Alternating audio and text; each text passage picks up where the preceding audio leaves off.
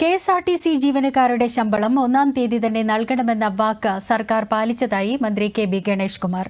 തുടർന്നും ഈ നിലപാട് ആവർത്തിക്കാനാണ് സർക്കാർ ശ്രമിക്കുന്നതെന്നും അദ്ദേഹം പറഞ്ഞു. പത്തനാപുരത്ത് KSRTC AC പ്രീമിയം ബസ്സുകളുടെ ഫ്ളാഗ് ഓഫ് നിർവഹിക്കുകയായിരുന്നു മന്ത്രി. ഞാൻ പറഞ്ഞ വാക്ക് നിങ്ങളോട് പാലിച്ചു.